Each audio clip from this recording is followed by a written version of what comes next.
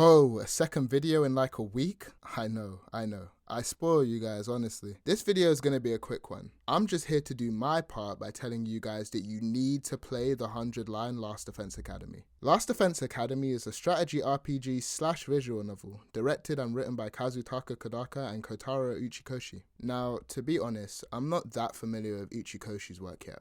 While looking up his works, I found out he apparently did 3D modeling for Pepsi Man, and I think that's really funny. But I'm very familiar with Kodaka's work. Danganronpa is one of my favourite game series, and Raincode really surprised me of how good it is. So much so, that when Last Defense Academy got announced, there was no doubt in my mind about buying it. The way I screamed watching the Nintendo Direct thinking it was a new Danganronpa, honestly bro, you wouldn't believe it. This game is in fact not Danganronpa, but it is just as good, if not better, in many aspects. A game with 100 endings and 21 story routes, Last Defense Academy is an unforgettable and unique experience that you won't find anywhere else. So I want to briefly talk about why you should play it without any spoilers. If I can convince any of you to buy it, I want you to experience it as blind as possible. So let's get into why you, yes, you watching this video right now, want to play the 100-line Last Defense Academy. Last Defense Academy starts off with Takumi Sumina and his childhood friend Karura as they live their mundane lives in the Tokyo residential complex, going to school, joking around, and almost dying from falling into sewers, the tame stuff. This is until a mysterious force known as the Invaders destroy the complex, and Takumi is kidnapped along with 15 students and brought to the titular Last Defense Academy, in which they are forced by their commanding officer Sire to do 100 days of active service to protect the school, and by extension, the entire world. I find this premise to be very interesting, and it was a big factor in me checking out this game, as it leaves room for so many questions and speculation. Ooh, but if the premise wasn't enough to grip you, let's talk gameplay. This game utilizes tactical RPG gameplay with the free time segments you're all too used to if you played some of Kodaka's other games, and obviously a lot of reading, because, you know, it's a visual novel. Truth be told, I haven't played many tactical RPGs at all. I played the Blue Lions route in 3 houses and like 5 hours of Persona 5 Tactica. So, you know, it's not my favourite subgenre in the world, but I do enjoy it. And the way Last Defense Academy handles it is pretty fun and really engaging. Battles consist of waves where you have to defeat enemies to defend the barriers protecting the school. All the characters have special traits and special abilities which makes them all unique and useful in their own way. You build up the voltage meter by using attacks or buffs, and then when it reaches 100% you can use a special attack which stuns the user for a couple turns.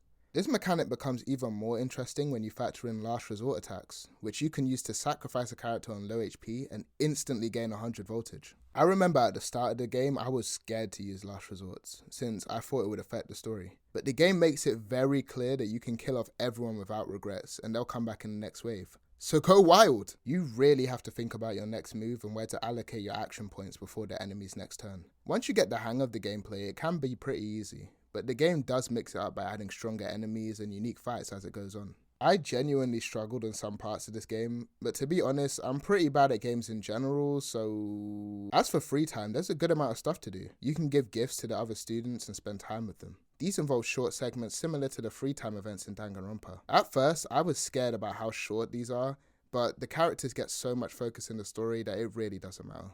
You can partake in training battles to get battle points, exploration to get materials, and reading to raise your grades. I've been glazing this game pretty hard so far, but I'll be honest when I tell you I do not like exploring. I just find it kind of boring and tedious. Whenever I get into a battle that I can't skip an exploration, I get really annoyed. You can do simple exploration, which gets you a handful of materials, but you'd get more just farming it and doing the normal exploration. So I hardly ever do the simple one. Exploration is essential to upgrade weapons and craft gifts, so you'll have to do it sometimes, but like, I rarely do it, and when I do it, it doesn't take all that long, so I really can't complain too much. The gameplay of Last Defense Academy is really fun and engaging. You'll be doing it for a while if you want to experience everything, so the variety and the amount of stuff to do really does help it from growing stale.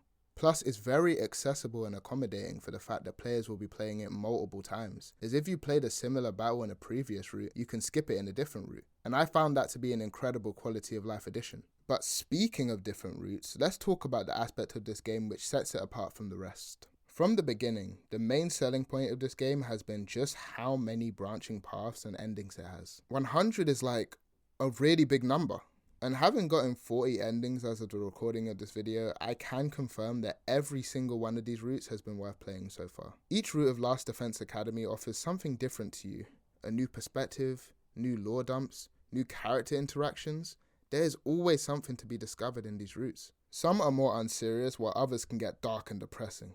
Before this game released, Kodaka stated that any of these endings could be seen as the true ending. And although I haven't finished it, I would agree that all these routes have at least one ending I could see someone considering their ideal ending. It was also advertised there were no cheap, quick, bad endings either. Which isn't a lie, but I don't think it's true either. Without spoiling anything, it's very easy to accidentally end this game on day 40, and I can't imagine someone doing that and then going, yep, this was the best outcome I imagined, yep, I love this ending, this is my favourite ending, yes, no more, yes, and then never touching the game again. But I guess it's a non-zero chance. I do understand not everyone will have the time to see everything though. I personally have over 100 hours and I don't even have half the endings yet, and I have only done half the routes. So if you were to play this game but didn't have the time, I recommend at least playing one or two of the routes. What makes this game interesting is that because of how many branching paths there are, everyone's experience will be different, and that can give way to some really fun discussion. Not all routes are created equal, some are better than others for sure, but there's not a single one I'd call bad either, so far. However, playing this game for many hours means spending a lot of time with this cast of characters, which initially did not sound appealing to me at all. I remember doing the introductions with everyone and seeing Shoma's self-deprecating, Gaku's unlikable attitude, and the twins' interest. And it had me thinking this cast wasn't going to be all that good. But those worries quickly faded. This cast is great and I don't have anyone I actively dislike. Yeah, some are better than others. I still think Shoma's dialogue can get pretty annoying sometimes, but that doesn't stop him from having his moments. Having multiple routes gives opportunities for everyone to shine, and some characters that I didn't really care much for in some routes shot up to being my favourites on different ones. When I tell you that Kako and Ima are somehow really compelling characters, I am not joking. It surprises me as much as it will surprise you. This cast is so well written, and I have fun thoughts on each one of them so far. Honestly, I wish I could say more. There is so much about this game I want to discuss. I want to talk about so many specifics and moments, and I haven't even talked about how hard Masafumi Takada went on the soundtrack as usual. But the fact of the matter is, this game isn't even 2 months old yet. I want to make videos about this game's stories and characters, but I just can't do it right now. I want as many people to experience this game as possible, and I want to get better at making videos so I can give this game the most proper, most entertaining, most thorough look it deserves. Kodaka has stated many times that if this game doesn't sell well, Too Kyo Games will go bankrupt and he will stop making games. And I really don't want this to happen, and we shouldn't let it happen. Yeah, Kodaka's games can have some interesting stuff in them, and they aren't for everyone, but before everyone else, he makes games for himself, and I appreciate his work so much.